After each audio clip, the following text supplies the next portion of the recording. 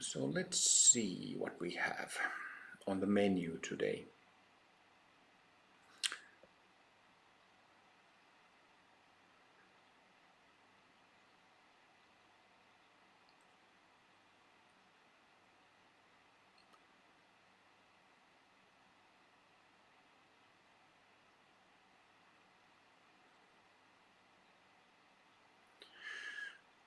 So Amrita Kriya Yoga, course material.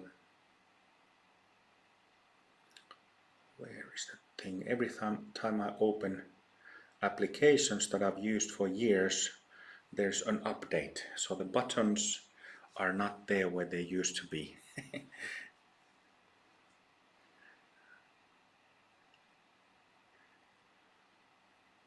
But maybe there's a reason for that. Maybe there's a good reason why they keep changing things with apps. Just like there's a reason why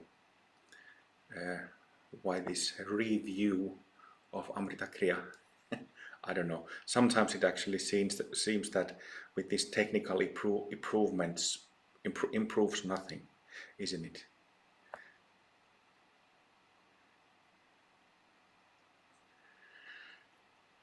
All right. So for the first hour or so, I will go through the points discussed and briefly explained in that summary of Amrita Kriya Yoga course material.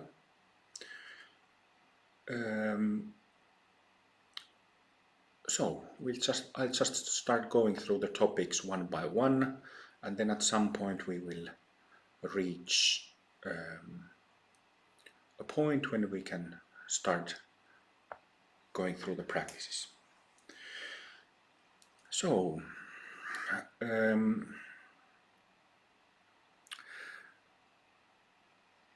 something that is from the get-go is very important to understand is that the practices that I teach under the name of the method Amrita Mandala are designed for a very specific purpose. And well, I'm not gonna, we don't have that much time that I could explain everything from scratch. So it actually mentions in the second point that we have recordings in our web shop for this reason, that these recordings start from scratch, start from zero, and explain things in more detail that I will during this weekend. But one thing that is really important to understand is that what is the purpose of Amrita Mandala and our practices. So we have three bodies. One is physical, and two of the bodies are subtle bodies, energetic bodies. And so we have two paths, kind of two different sets of practices in Amrita Mandala, because the two subtle bodies are different.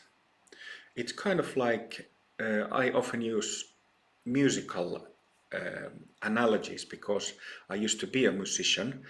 But if you think of a small violin and you think of the kind of sounds and music comes from small violin, and then you think of a cello. Cello is an instrument that you don't hold up here, but you hold it, it rests on the floor and you hold it in your lap, and it's a bigger violin. And subtle bodies are kind of like that. And when we discuss Amrita Kriya Yoga, which is the main practice of the path of healing and light, which is designed and has the purpose of returning the astral body, the first one of these subtle bodies, from impure state where there are impurities to pure state, pristine, original pure state. So the main practice for this is Amrita Kriya Yoga. And then there is, I said that there are sets, two different sets of practices. So Amrita Kriya Yoga is the main sequence of practices of the path of healing and light, for healing trauma, for revealing the body of light. But there are other supportive practices in the path of healing and light. And for this purpose, there is an online course available through the web shop that gives many of those practices, plus explains the theory in more detail, plus has many hours and hours of led sessions. So I highly recommend to check it out. So the path of healing and light is all about the astral body. And to give a brief explanation what the astral body is, it is the subtle body that has the exact shape of the physical body, but it is non-physical. So the reason why I call the astral body meridian field, or that it consists of meridian channels, is because my guru called it meridian field. So the term meridian, as you probably are aware, is commonly known through traditional Chinese medicine and acupuncture. But what is most important to understand is that the channels, those meridians of the astral body, are quite thick. Yesterday, when we were recording a podcast episode with Simha, I took these beads, these prayer beads, and showed that the meridian channels are roughly the size of this string of beads. But to give you an idea, correct idea and correct view that you can directly apply in practice, is that the whole insides of the body, it's full of these meridian channels. So if I had 50 of these prayer beads, or a bundle of 100 of them, and would be holding it, you would get an idea how you would get an image, some visual image, and understanding how the channels are inside the body in non-physical space. So the space inside the body, inside arms, inside head, inside the torso, inside legs, it's all full of these bundles, full of these meridians. So we have a quite different view of the meridian field than in traditional Chinese medicine, because they usually discuss just 20 or 30 channels or something like this, though they discuss hundreds of acupuncture points. But here, in the context of Path of Healing and Light and Amrita Kriya, we work with this whole fabric of astral body. We worked with all those hundreds. I have never counted, and it's not really necessary to know the exact number of those channels, but there are hundreds of them, many hundreds of them, maybe close to 1,000 of them. So lots of channels inside the body. So this is what we call astral body, meridian field, and that's the first one of the subtle bodies. The second subtle body is commonly known as causal body, and so that's what it has. It has also channels in the non-physical space inside the body. Kind of like half of it or so is inside the body, but there are parts of it that spread out to create the aura around the physical body. Aura, auric field, energetic field. which is roughly 1.3 meters, which is 4 feet and some outside the skin. So there are channels of the causal body inside the body, in the aura, as well as in the much less known vertical pillar that goes up and down from the physical body 5-6 meters all the way to 5-6 meters above the crown and 5-6 meters below the pelvic floor. So vertical pillar, it goes up and down and comes back, connects with the aura, connects with the nadi channels inside the body, that connect with the meridian channels of the astral body, that connect with the physical tissues. This is the full continuum, kind of full terrain of yogic practice and cultivation. So I'll just come back to that first point now that I've given a brief introduction to the subtle bodies. I'll come to that first point mentioned in the summary, which is that Amrita Mandala is a method designed to work with the whole physical body and with both subtle bodies in their full extent. Not only part of them to lead to partial results, but the full scope of the subtle bodies to lead to full results. And that full result is full enlightenment. I've written in that summary the Sanskrit term, and I wanted to put it there because if I was only discussing full enlightenment, which is defined in 1,000 different ways by 1,000 different teachers, I wanted to put that Anuttara Samyak Sambodhi, the Sanskrit term there, because it is a technical term from Mahayana Buddhist tradition, which has a very specific meaning. And that specific meaning is what I already said, that the full scope of the subtle bodies is purified from, what is that word? Purified from distortions, from delusions, from dirt and stuff. So the full scope is purified and activated. And that's actually, when we discuss subtle bodies, that's also important to understand that we are doing two things. We are purifying where there is dirt, where there is junk. We are removing that, clearing that out. And we are activating what is non-active, what is in passive state. So this means that if somebody doesn't have a trauma, if there is such a person who doesn't have trauma,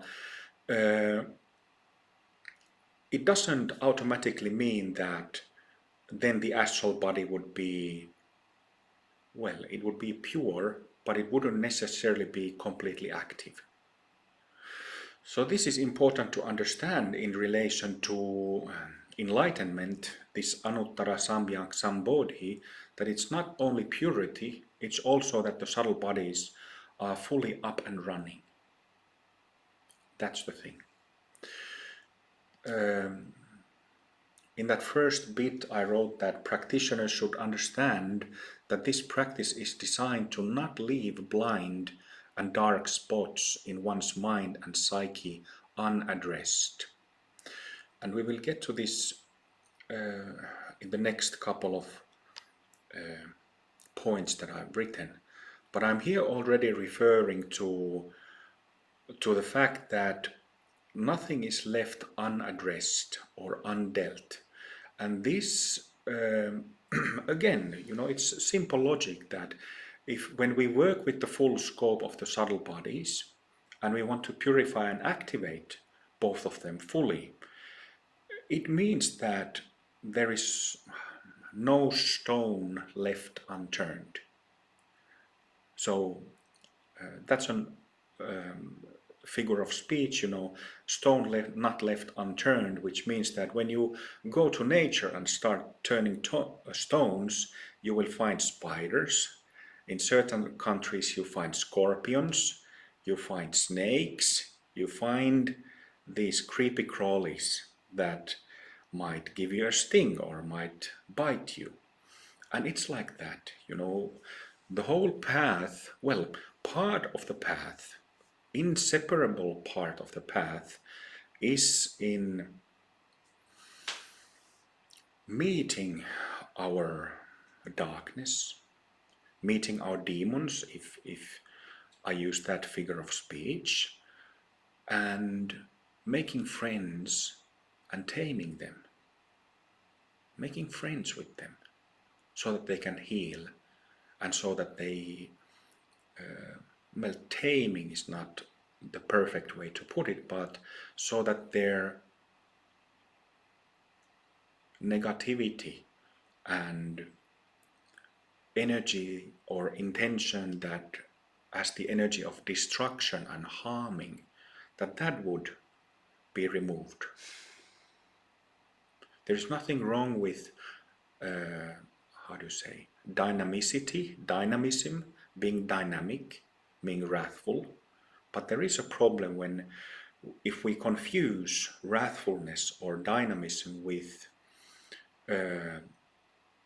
trauma-based reaction and action, or deluded action and reaction. So, yeah, no stones left unturned. Let's see. Yes, and something, here we come to the point why I felt it necessary, and Babaji, my guru, felt it necessary to review and change the practices of Amrita Kriya, which is that psychological trauma in ancient times and modern times are two completely different things, two completely different animals. So my impression is that, just a moment.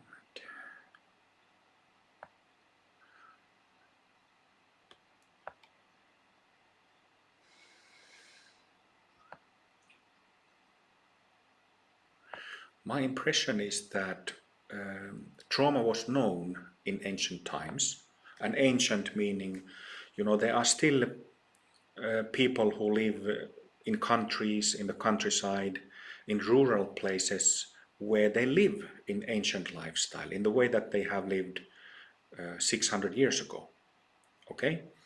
But the way how people live, our ancestors, 2, 3, 4 generations back, lived that way. They didn't have much distractions. They had probably much stronger family units and, village society than we do now. But we live in these modern societies, in cities and in small apartments. People in general have much less contact with nature, with fresh air, have much less contact with people, don't know their neighbors. There are no village societies anymore. And I'm not saying that it's the case everywhere, but you probably understand what I'm saying. So it's a very different culture. Did I mention that we have broken families, and so we have all kinds of factors with people with our parents, with our families, relatives, society, that were different in ancient times. And this, I think, is the reason why modern people like myself and us, we traumatize in a different way than ancient people did.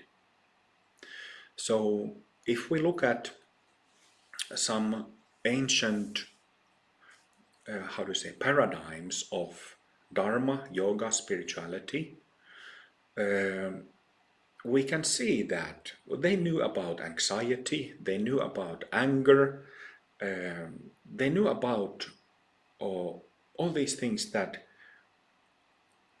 we also experience. But I think that when it comes to trauma and subtle body, trauma stored in the subtle body, we modern people and modern living has created something new, which is that the channels, especially of the astral body, don't only get damaged and badly damaged, but when there are the initial trauma is stored somewhere in the system, could be in the heart, could be in the throat, could be in the head, could be somewhere in the solar plexus area, stomach, in the tailbone area where my trauma is. There's the initial recording there that is planted very early on in life, in early childhood, and then through living in these circumstances, broken circumstances, it keeps building up, building up, building up. But because of the intensity of the environments that where we grow up and live, it becomes very, very dense, almost like a stone or a rock. If you could, like in physical, we have, well, I don't, do I have any? Well, I have this little glass crystal here. In the physical, we have solid matter, hard matter, and in the subtle body, in the astral body, you don't really have, it's not rock solid like this, but there's like a, how do you say, counterpart, or the tissue gets hardened. So I think that's new. This is my impression with through my exchanges with my gurus, namely Babaji and Agastya, that from their ancient view, they were very familiar with infected channels, that channels get broken because of trauma, but that these bundles of trauma get hardened in the astral channels, making the tissues frozen, hard. That's new. That's new. And this is the reason, the main reason why I started looking at healing practices and returning the astral body to its original pure condition in a different way. Some of you know my frustrations the past few years when I've been working on the path of healing and light, and creating this path through these practices, that I've been pulling my hair out, because I didn't have all the answers readily available. I had to go to my doctor's lab and experiment, do experimentations. But this process, well, like in all kind of pioneering work, it is not easy. So you have to, it's part of the process of people like myself, that whether in this art or other fields of art, that frustration is part of it and pulling hair out is part of it. But that's my conclusion from my own experience and from working with my own developmental trauma, as well as through exchanges that I've had with Amrita Mandala Sangha members, my students, over the past few years. So what I just said about how the trauma kind of turns into, hardens the tissue, it freezes in the channels, that is certainly a fact. We have members of our Sangha have, like I said, in the throat, in the head, in the chest, in the heart, in the belly, somewhere in that belly space, or in the tailbone, or in the legs. People have told me that they have these hardened bits in these places. But it's a working hypothesis, so I'm simply explaining this basic theory, what we are doing, and why this, how do you say, reviewed or updated, changed version of Amrita Kriya that addresses this problem, these issues much better than the previous version that was more like classical Kriya Yoga presentation. Very effective, but classical, by which I mean that it was more of that ancient, based on those ancient problems, people living in such environments.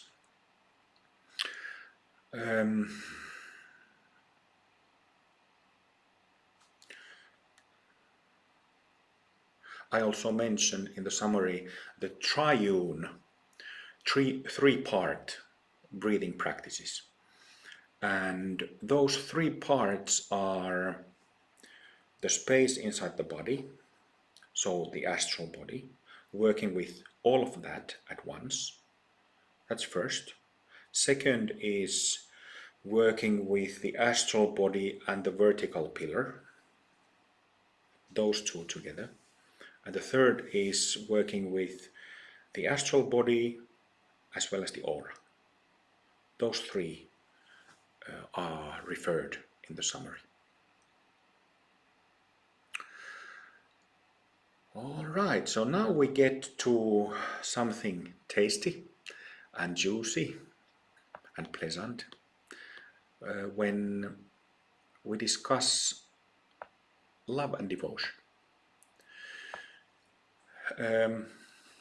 or bhakti. It's in Hindu yogas, one of the 3 main yogas is bhakti yoga. Bhakti. On the Buddhist side of things, they don't use the term bhakti, but sraddha. Sraddha means, well, the meaning is the same, but the same concept, same principle exists in Buddhist meditation.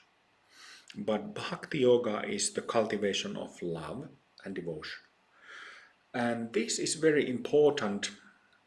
I witnessed the past year, I saw my students struggle with Amrita Kriya. They some of them didn't get it because they didn't get the importance of Bhakti Yoga, importance of the love and devotion that comes from here, from heart.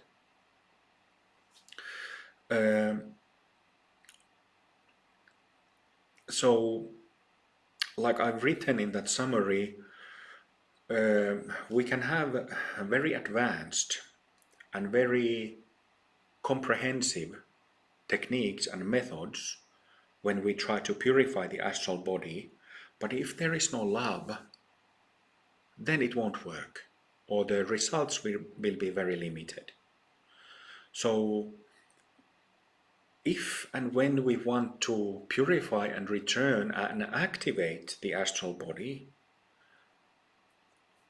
love is the first ingredient in that soup. And everything else, mantras, breathing techniques, visualizations, come after that. So it's love is the foundation. And when we have that foundation, we have a solid foundation in love, in bhakti, in devotion, in the actual experience of it. Then Kriya practices can and do move mountains. Then it becomes really effective. But not without. Something very important that I wrote in that bit about Bhakti Yoga, if your heart is frozen due to trauma, Ask the Guru to heal your heart, to give your heart healings. This is very important. And I know that a lot of people who I've met over the years,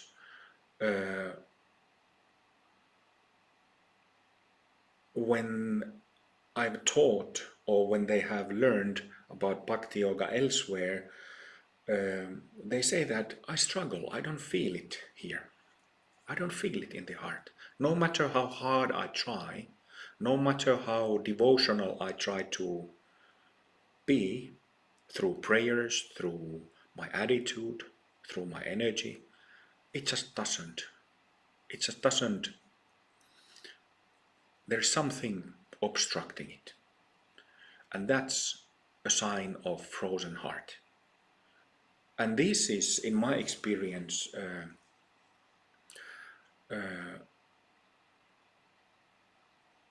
I've experienced it too. But it's possible to heal the heart. Oh, what I was meaning to say, that when we have developmental trauma, which is really deeply ingrained in the whole astral body. Oh yeah, so I didn't mention that, when we have those hardened main knots, KNOT, knots of trauma somewhere stored in the body, it radiates and reflects and has an effect on the whole psyche and on the body, physical tissues. Okay, so it's not only this one knot somewhere stored, but it has an impact on the whole system, including the physical system. A good example is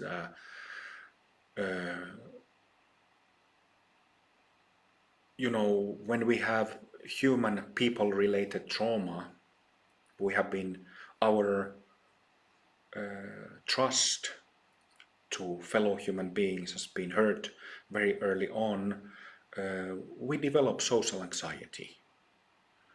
Doesn't take long after that initial trauma is stored.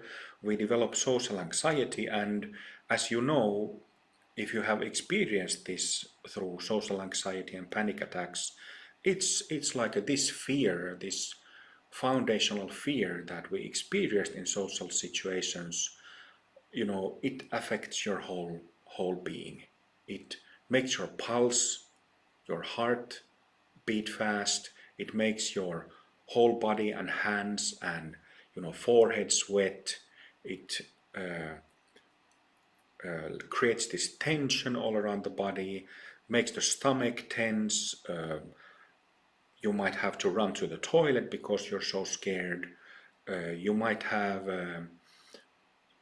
like limp hands and limp legs, so that even though you try to walk with a good posture, your legs are kind of like cooked spaghetti. And same with hands, your hands become so limp that you can't hold a fork, right? So I'm just telling an example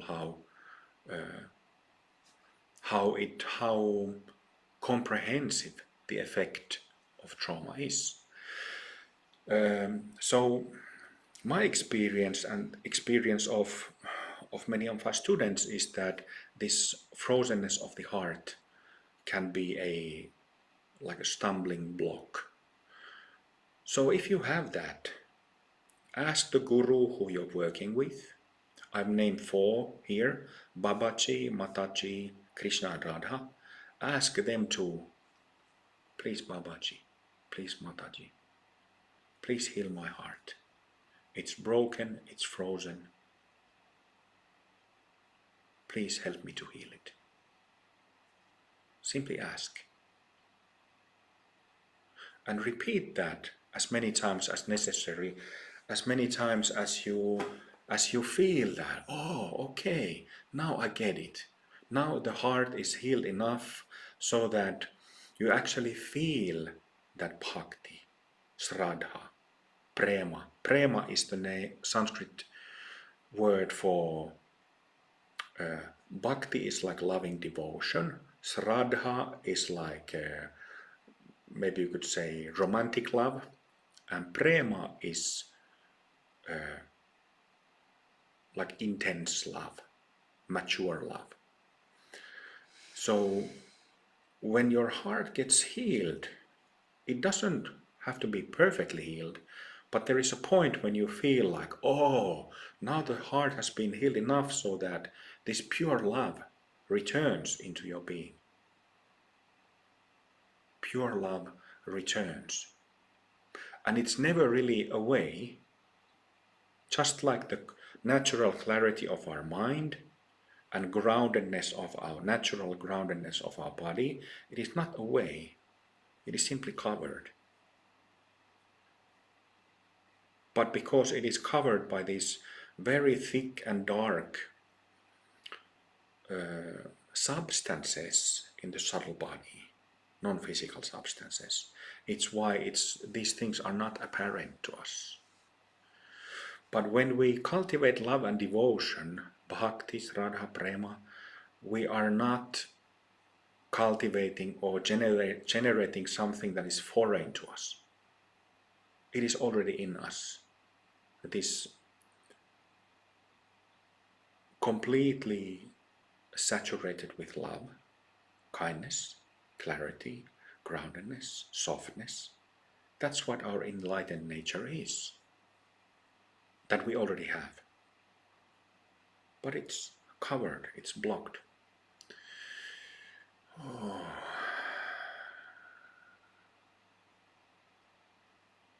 Something important that I mentioned in that bit about Bhakti Yoga is sometimes if we have karmic connections from past lives with gurus, then it's very easy, when you hear one or two sentences of some guru figure, then these past life impressions, because of past life impressions, we find it very easy to trust and kind of just start an old friendship again. But if you don't have that, if you don't feel that way, then you need to, just like when making new friends, you have to go through the process of, process of becoming friends with the guru. And that happens from praying to the gurus and feeling when the guru, she or he arrives, comes to you, and you feel the guru's presence. You feel it. And you simply stay with her or him. You simply stay feeling. When you feel, you no longer have to be inviting or chanting their mantras or praying to them, you simply feel. You are in receptive mode. So friendship is very important,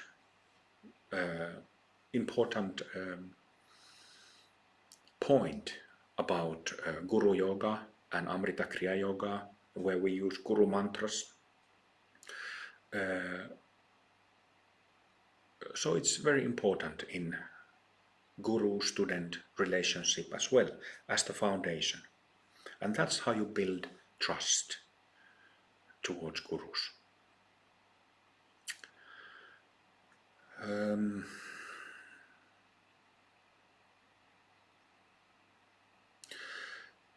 So before going to the practices, there is one of the points in the summary is that the practice is always done with Mahasiddha gurus by using their mantras or by being in tune with their pure energetical presence.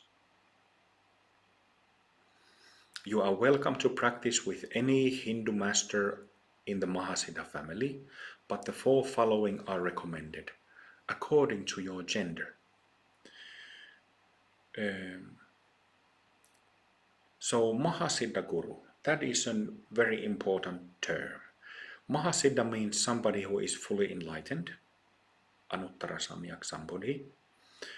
Um, so not lesser gurus, Mahasiddha gurus, beings who are completely pure, have completely finished their processing. And I already mentioned these four. We have two couples, Babaji and Mataji. Mataji is not Babaji's sister, but his companion. But we always in yogic traditions, the reason why I say always Babaji first is not because of gender, but because of, what is that word, seniority in the lineage. So Mataji was Babaji's student first, but she has since become a master on her own right. So Babaji and Mataji. And the second couple is Krishna and Radha. Krishna and Radha are easily much more famous and popular in the world, but Babaji and Mataji are also quite well known because of, I guess mainly because of Yogananda's autobiography. Though that's not my endorsement for the book. I think it's a lot of it is, there's quite a strong element of fantasy in that book, and it also falsely presents Mataji as Babaji's sister, but she's not his sister. What I mean by oh, one thing about when I written that you are welcome to practice with any Hindu master in the Mahasiddha family. The reason why I mention Hindu is because of the following reason. Buddhist tradition that has been, what is that word, that has been embodied by Buddhist masters.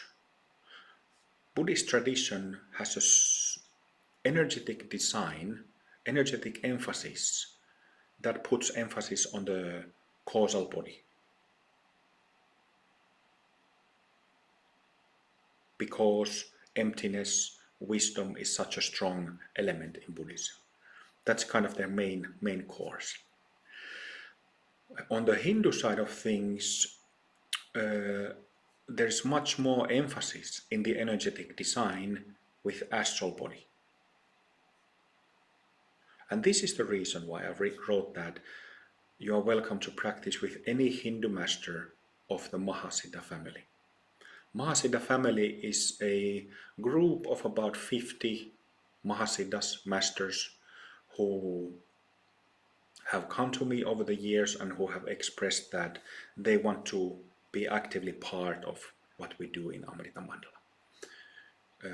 The list of the Mahasiddha family, which masters are included, can be found from the website. It waits to be updated, but there's a list. And the reason why I wrote according to your gender is because, well, there are men and there are women. And there are male masters and there are female masters. This is not a strict rule. So everyone is more than welcome to practice with both Babaji and Mataji or Krishna and Radha. Knock yourself out. But because of the fact that we are in male or female bodies is why it's you will find it easier to relate in a very viscerally with the master of your own gender. So the practice is always done with Mahasiddha gurus by using their mantras or by being in tune with their pure energetical presence. What do I mean by being in tune with their energetical presence?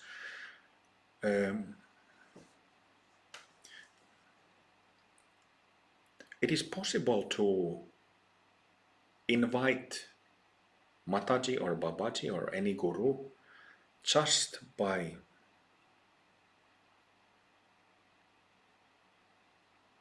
through mere intention. if I understand how to do that, I can just think, kind of like quick invitation to Babaji, and I instantly feel his energy. Or when I have chanted Mataji's or Babaji's mantras for a minute or 5 minutes, after that I can feel that she or he is with me already. So when I feel that the master is with me, I don't need to keep inviting. I don't need to keep inviting. That's what I'm trying to say. Okay? But having said that, if you're a complete beginner, study this point well. When you are in tune, or and not making the mistake that you think you're in tune when you are actually not. In tune means that you really feel it. You really feel it. There is no question about it. So 4 different mantras. Om Amrita Babaji Namaha. Om Amrita Mataji Namaha. Om Amrita Krishnaya Namaha. Om Amrita Radhaya Namaha. This is just a simple recommendation of mantras of the masters of Mahasiddha family that I recommend you to use. Then something like a disclaimer before going to practice is about something that is discussed way too seldom and way too rarely. Basically not discussed at all on the Hindu side of things and way too little on the Buddhist side of things, which is, in the summary, the process of practice is cyclical. So, the process. And when we are traumatized and self-deluded, we go around in circles. We go around in circles. Circles of anger and negativity and anxiety and sadness and exhaustion, and it goes on and on and on, right?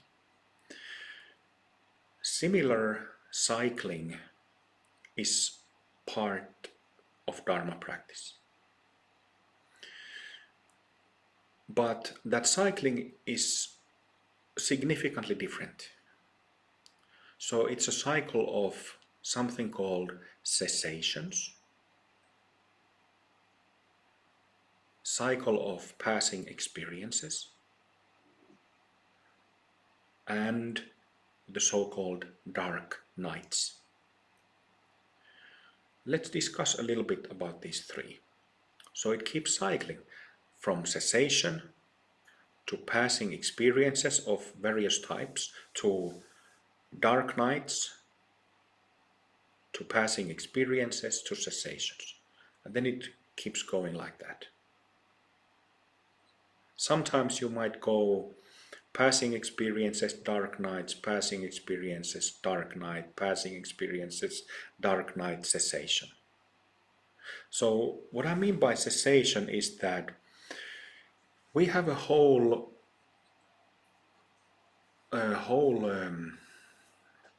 in astral body, the main obstructions are trauma and emotional negativity.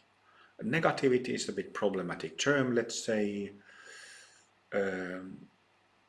Emotional limitedness, let's put it this way.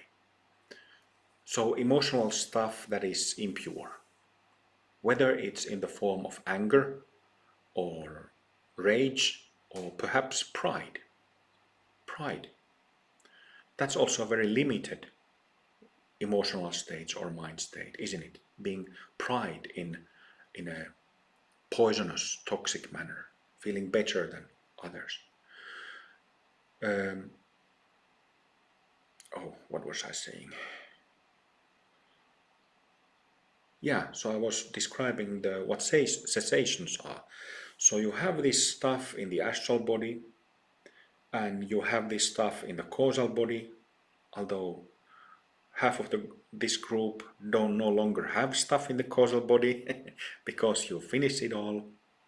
But my point is that there is this kind of compulsive engine in both subtle bodies, one made of trauma and one made of self-delusion, dualistic delusion, self-based mind habits that keeps this engine keeps going and going, keeps churning, because there is a vital energy coursing through both systems, both subtle bodies, and because of that vital energy going around there, it keeps hitting those trauma nodes and delusions of various types,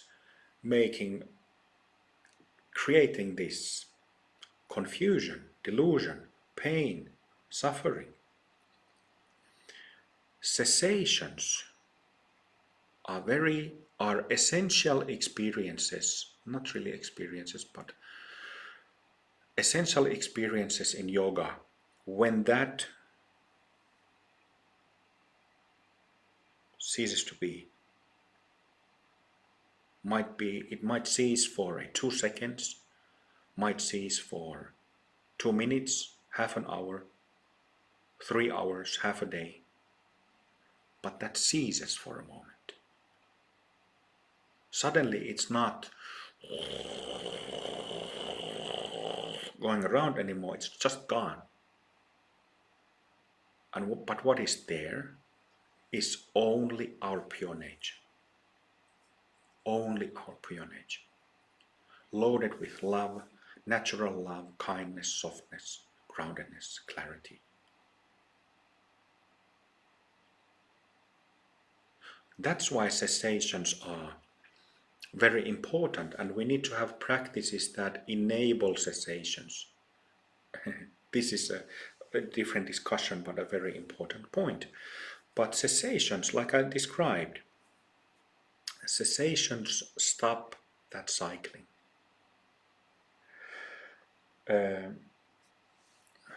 Passing experiences and dark nights. Let's discuss those. So dark nights, which is originally a Christian term, maybe I might remember wrong, but it's maybe Saint John of the Cross who used the term first. Dark nights means that you have very intense, when you look into that darkness, those demons stored in your subtle bodies, blind spots that you have, or sometimes from these dark spots and blind spots, this extremely dark energy comes over you and grabs a hold of you. And we can imagine,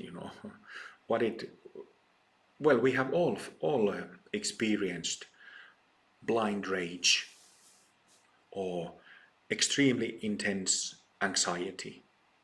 We have all experienced all these destructive emotional states that grab a hold of us and we have no control over it. Right? Or grief, sadness, something. We are very familiar with this stuff. So dark nights is a technical term when it's a period when we experience this very intensively. And always, make no mistakes and have no romantic fantasy about this, it will be difficult and it will be a struggle. Okay?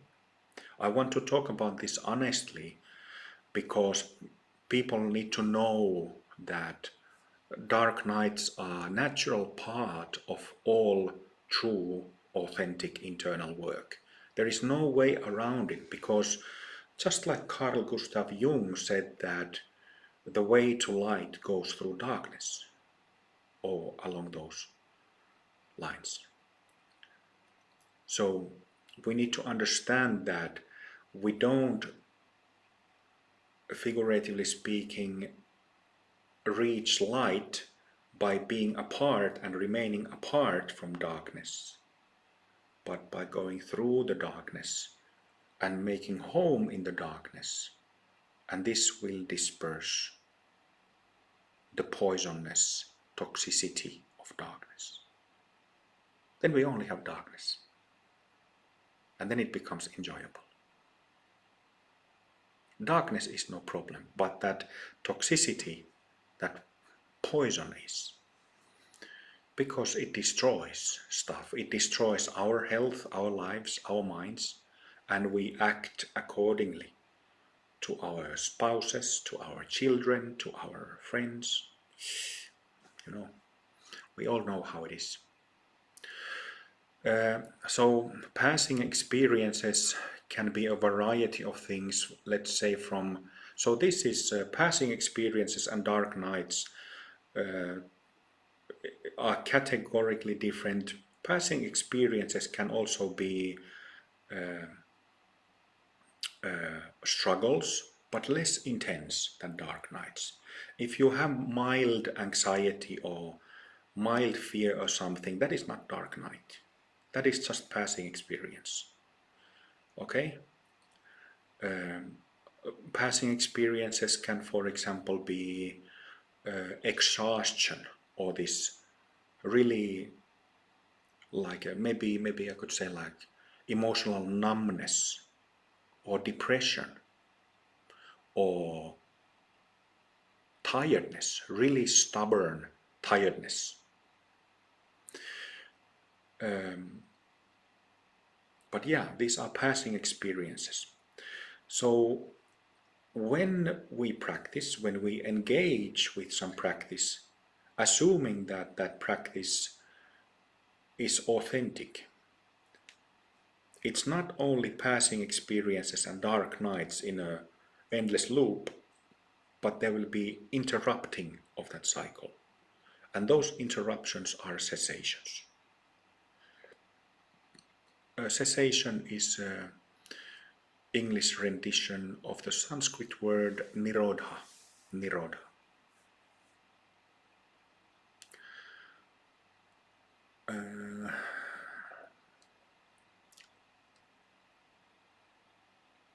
Yeah, and something that I wrote in that summary is take refuge, strengthen your vows, and practice silent embodied sitting to keep balance as well as possible. Without solid daily sitting practice, you will struggle with the process and it will feel unnecessarily uncomfortable. This is kind of what I was already referring to that in that first bit about practitioners should understand that this practice is designed to not leave blind and dark spots in one's mind and psyche unaddressed. That turning of stones. So don't be anxious about these don't be anxious about the next dark night or strong negative emotional states. Be present with your body. Learn to sit with your physical body. This is very, very important. Learn embodied sitting. This is one point in that online course of the Path of Healing and Light. It is very important to know how to sit, to really know how to sit with your body.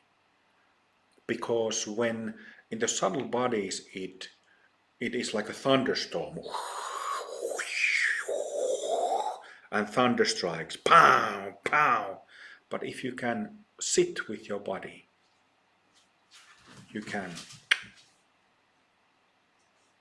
have the skill and know how to sit with your body embodied, then it makes it much easier. But if your body is also affected by, then you are fucked, proper fucked. So learn how to sit. And learning means, I remember, was it a year ago during the summer or the previous year, I gave the recommendation of kind of some figure how to learn embodied sitting, of sitting 1000 hours. And 1000 is actually not that much. But here I also want to come back to the point that Amrita Mandala method is a method to full enlightenment. This is not a method of 20 minutes of meditation a day to make your life 5% happier. This is not that stuff. This is about true healing, real awakening, and taking that process to the end stop of full enlightenment. So there's in the method itself that we now are studying and practicing, this is I'm reminding because it puts a requirement and requirements to us practitioners. Take refuge, strengthen your vows, by that I mean bodhisattva vows, and practice silent embodied sitting. Yeah. Taking refuge, by the way, means taking refuge in the 5 jewels. We have in Amrita Mandala 5 refuge jewels that are Guru, Pure Land, Buddha, Dharma and Sangha. In most of Buddhism there is only Buddha, Dharma and Sangha. You can learn about the refuge more from our website, for example. Let's take a 10-minute break. 10 minutes.